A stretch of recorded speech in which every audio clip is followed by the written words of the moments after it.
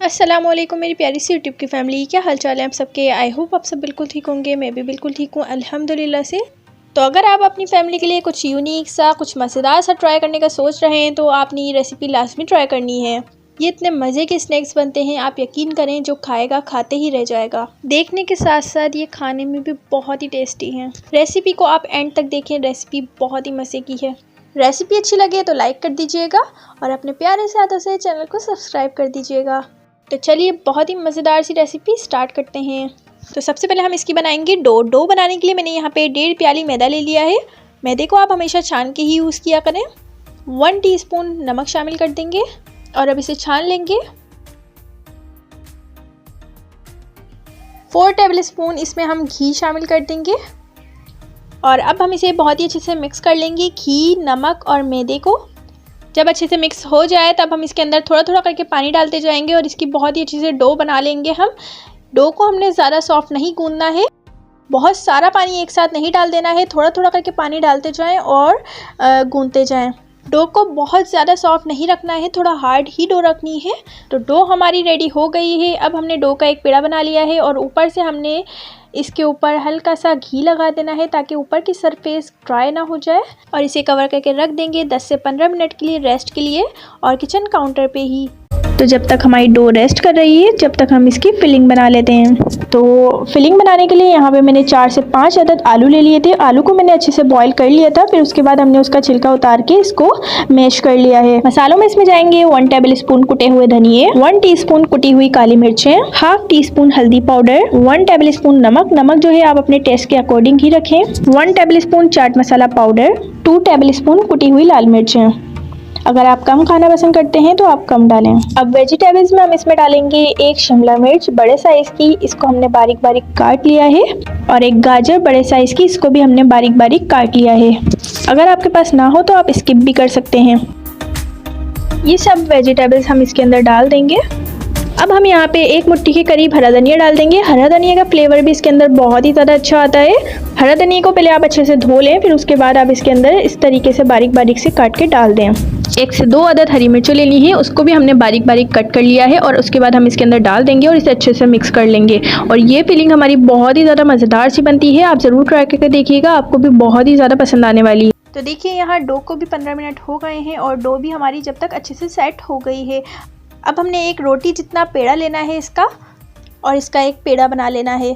और पेड़ा बनाने के बाद हम लेकर आएंगे इसे काउंटर पे, और काउंटर पे हल्का सा मैदा डस्ट कर लीजिए और इस पेड़े की हमने एक बड़ी सी रोटी बना लेनी है। तो देखिए रोटी का साइज़ इतना मोटा होना चाहिए, देख लीजिए, ज़्यादा मोटी हमने नहीं करनी है, ना ही ज़्यादा पतली रखनी है।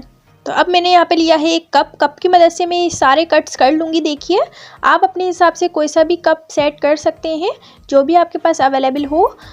इसी तरीके से हम सारे कट कर लेंगे। अब जितने भी हमने कट किए हैं उनको हम बाहर निकाल लेंगे और जितना भी एक्स्ट्रा रह जाएगा उसका हम दोबारा से पेड़ा बना के दोबारा से हम कट कर लेंगे। इनको ज़ाया हमने बिल्कुल भी नहीं करना है। तो अब हमने क्या करना है, एक पीस उठाना है जो हमने सर्कल कट किया है उसका, और जो हमने मिक्सचर तैयार करके रखा हुआ था उसकी हम इस तरीके से देखिए हाथों की मदद से गोल सी एक शेप बना लेंगे।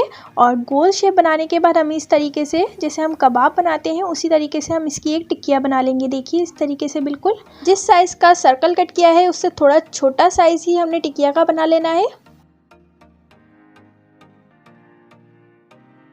तो देखिए एक अंडे को मैंने बॉईल कर लिया था। बॉईल करने के बाद मैंने इसको स्लाइसिस में कट कर लिया है। अब एक एक स्लाइसिस हम इसके ऊपर रख देंगे। तो देखिए यहाँ पे डो के हमने 6 सर्कल कट किए थे, तो 6 सर्कल्स में से यहाँ पे मेरे पास 3 स्नैक्स बनेंगे। ठीक है, 6 सर्कल कट करेंगे तो 3 स्नैक्स बनेंगे। इस तरीके से हमने एक और सर्कल इसके ऊपर रख देना है और इसके सारे साइड्स हमने अच्छे से प्रेस कर देने हैं ताकि कोई भी जगह खुली ना रहे। इस वाले को भी हमने इसी तरीके से बंद कर लेना है, जिस तरीके से हमने पहला वाला बंद किया है उसी तरीके से हम अच्छे से कवर कर देंगे इसे और प्रेस कर देंगे।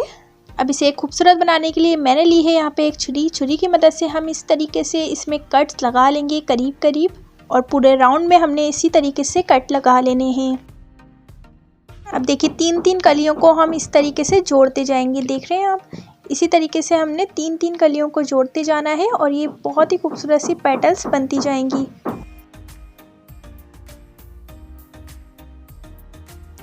ऊपर से हमने इसके ऊपर थोड़ी सी कलौंजी रख देनी है इस तरीके से, देखिए, और इसको अच्छे से प्रेस कर देना है ताकि कलौंजी बिल्कुल अच्छे से स्टिक हो जाए।